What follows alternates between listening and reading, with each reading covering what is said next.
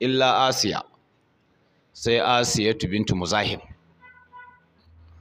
matan Fir'auna, zalimin shugaba, ita kuma ta zama kammalalliya.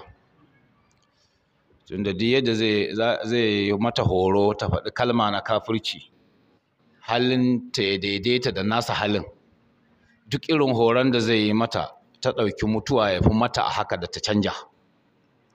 Shi yasa shi na ƙwarai ne a duk halin da yake, duk inda ya samu kansa na ƙwarai ne, kuma ba a buƙata in kai na ƙwarai ne a samu canjawanka, don canzawanka asara ne, haɗari ne, kana na ƙwarai ka dawo mugu,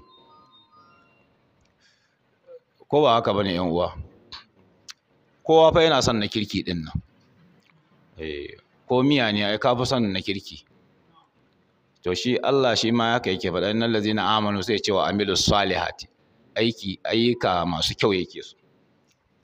Miya kai ma ka san sai ta kirki kake ka fi bukatanta, ba ta kirki ba ko kai ka haɗa ta zaka tsallake ka ci na makwabci, ko?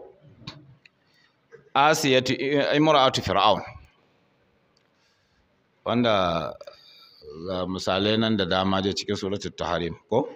daraballahu masalan ضرب الله مثلا للذين آمنوا امرأة فرعون إذ قالت رب ابن لي عندك بيتا في الجنة ونجني من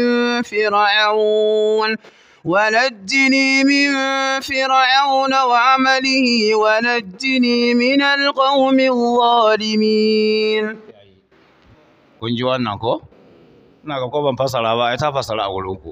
Sai sananne wannan hukunce da bayanai duka ana karanta mana kullum, daidai watan jaddada Qur'ani ne, amma nan kaman garin Mirima me zan faɗa kan wannan gurin. Wa Maryama daraballahu masalan, ko? Daraballahu masalan. Allah ya buga wani misali, ya ajiye shi tutur, iya zaman shari'a iya zaman duniya, ko? Yana nan haka za a ta karanta shi. Matan Fir'auna da matan, ko? Lillazina amanu mar'ata Fir'auna. Misalin da ya bayar ga waɗanda suka yi imani ne, kai da jin waɗannan kalmomin kasan sun fito a gurin tsarkakakkiya ce.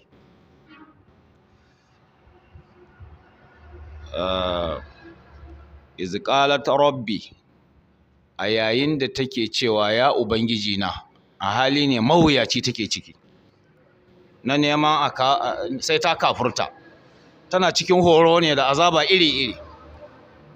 Ibn li indaka baitan fil janna, ka gina mun gida a gurinka mana aljanna.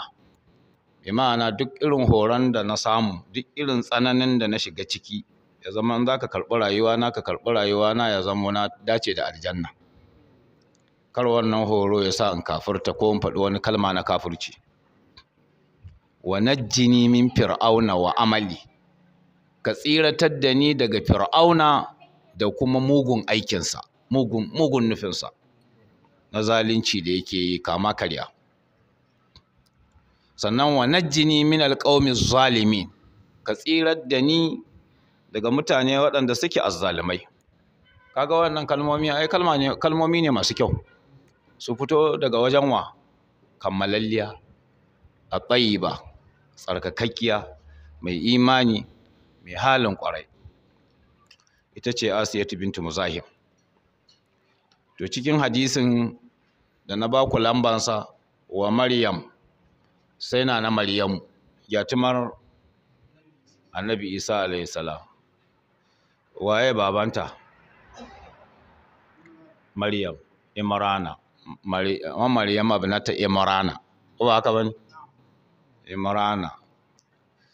Sunan yatimanta Hamnatu yar Faqus, wanda suke da dangantaka da Annabi Zakariya, shi kaka ne mata, ko? Maryam ita ma kammalalliya ce, ta kammala. Ku duba duka wayannan fa, in aka dubi shi Annabi Yusuf alayhi salatu wassalam, rigimarsa da matansa Sarki Abdulaziz, wanda ya masa shaida ai mutum ne na biyu mai dan yin hukunci, mutum ne na uku mai hukunci a waje. amma wayannan babu wanda ya kwace su sai Allah cikin imaninsu wayannan da muke zana su